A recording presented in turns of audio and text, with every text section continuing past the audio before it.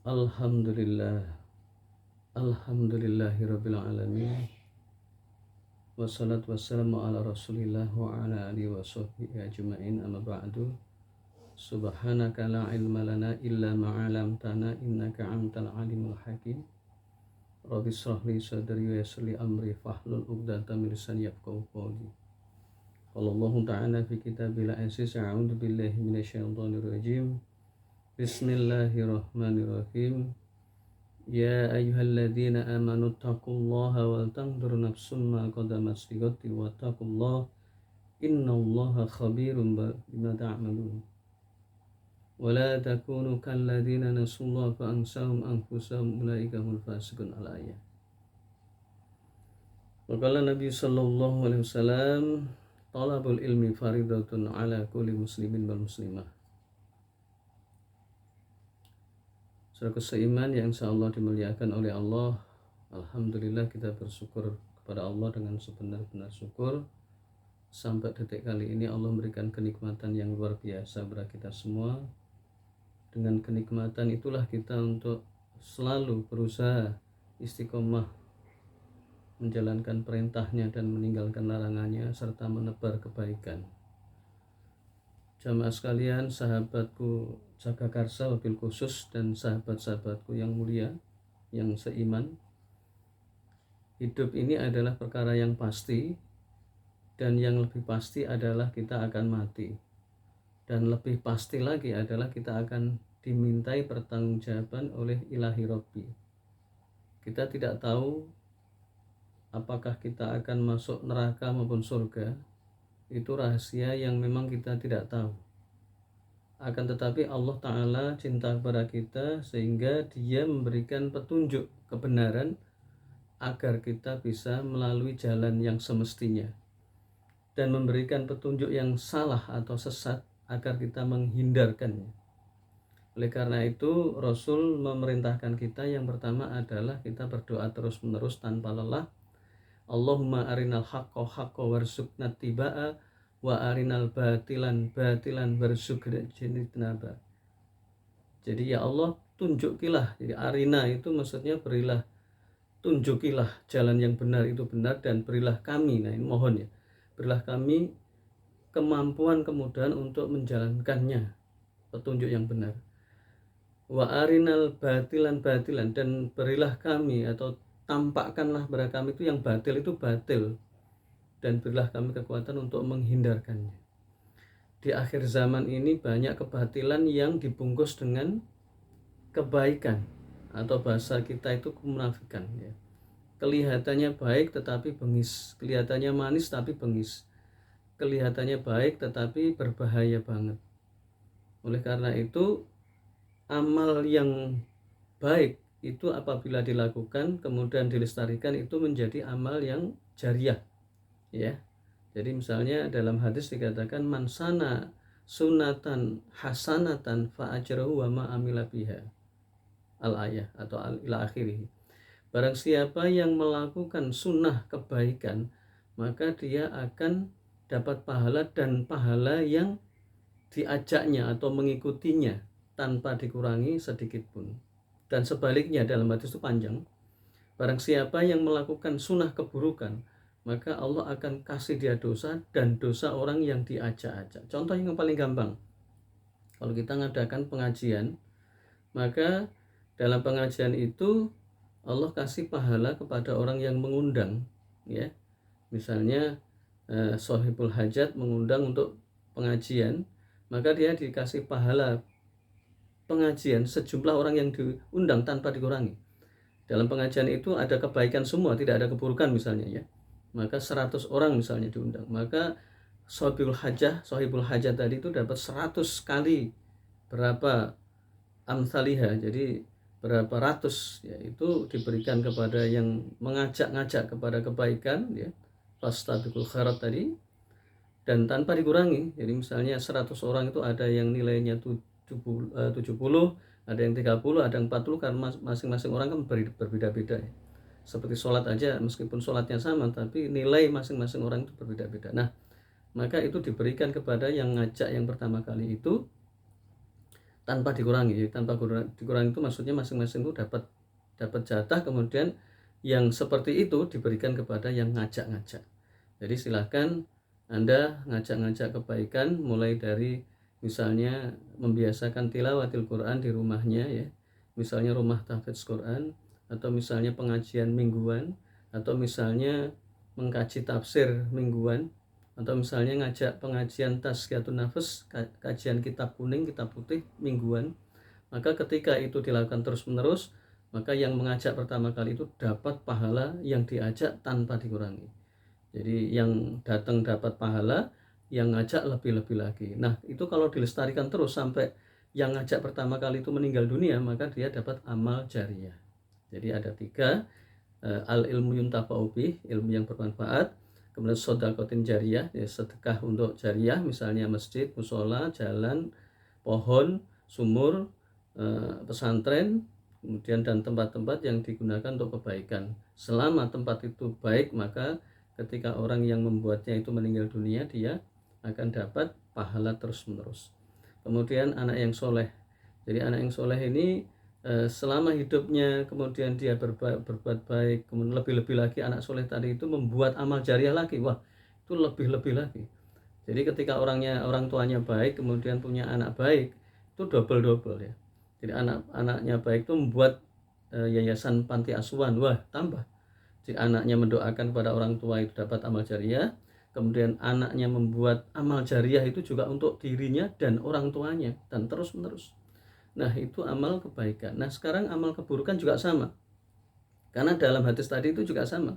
Man sanna sunatan sayi'atan fa ajruhu wa ma amila biha. Barang siapa yang menghidupkan sunnah keburukan, maka dia dapat dosa, dan dosa yang diajaknya tanpa dikurangi.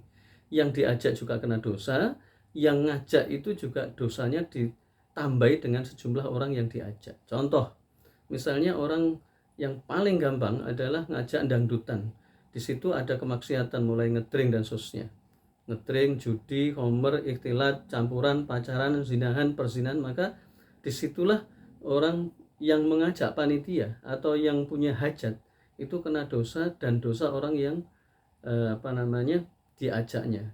Dan apabila dangdutan itu terus dilestarikan, maka dia terus dapat amal jariah meskipun yang ngajak pertama kali itu meninggal dunia. Kalau itu contoh yang paling gampang, itu mudah.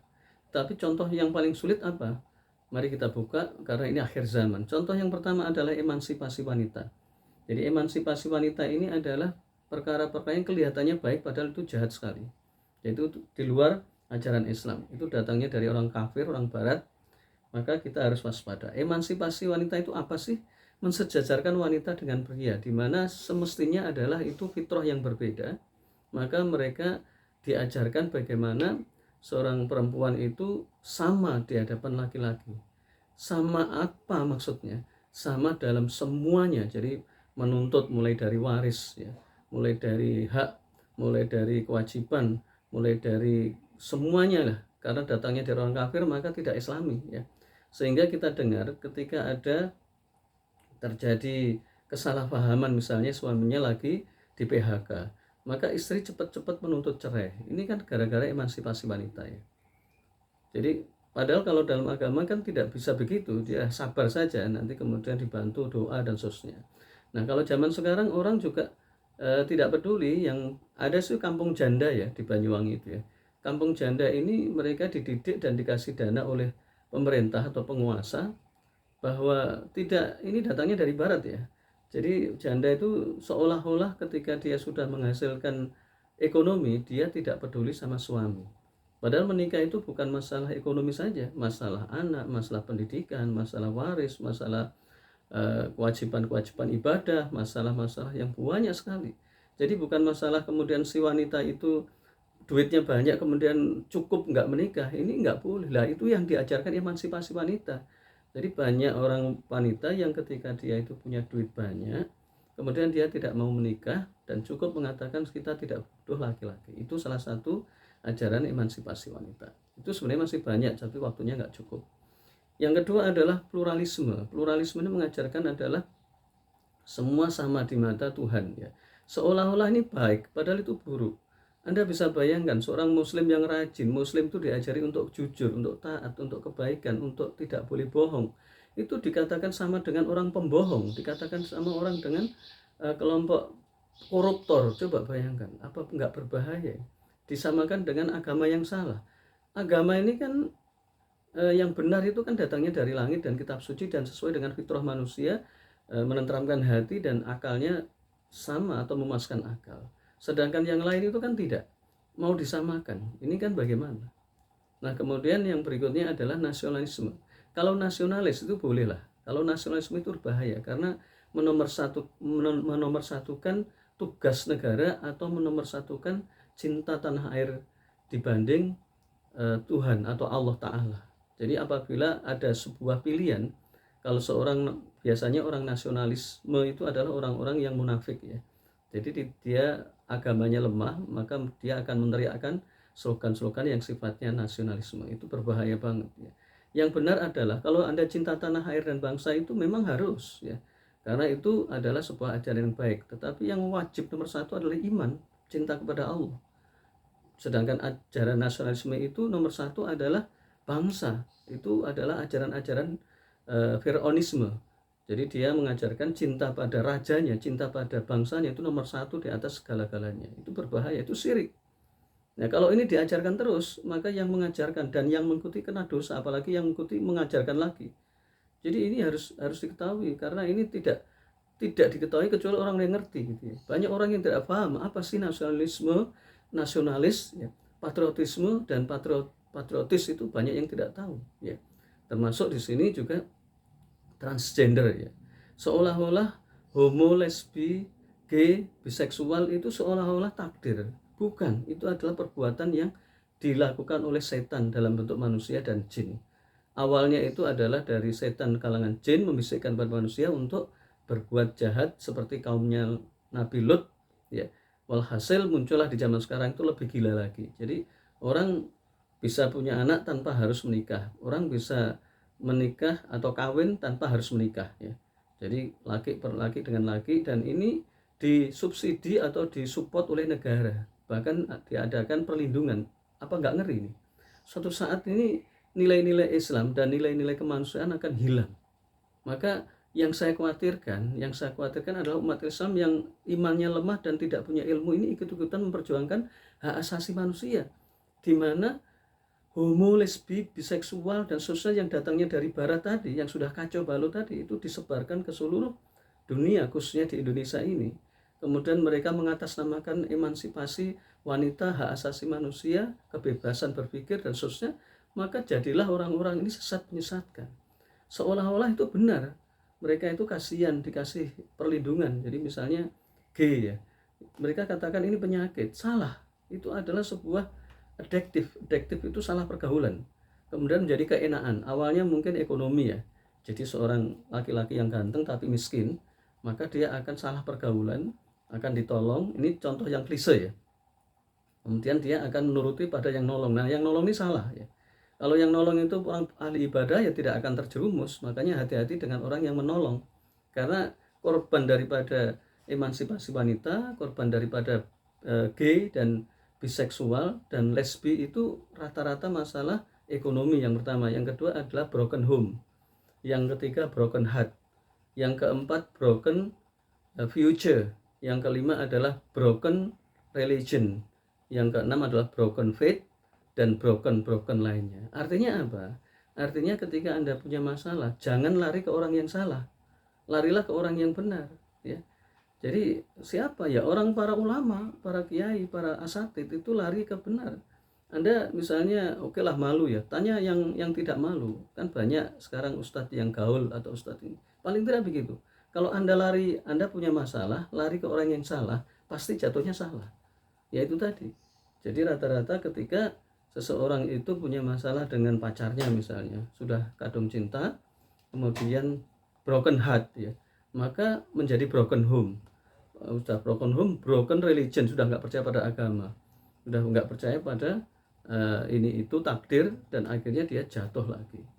Nah apabila dia tidak menyadari, dia ikut ke dalam kelompoknya emansipasi wanita, kelompoknya hak asasi manusia, kelompoknya nasionalisme, kemudian bahaisme dan seterusnya, itu bisa jadi dia tidak tahu kalau dia dalam kondisi salah, kemudian dia meninggal dunia, maka dia kena dosa jariyah, dia dosa terus menerus meski sudah meninggal. Naudzubillah tsumma naudzubillah.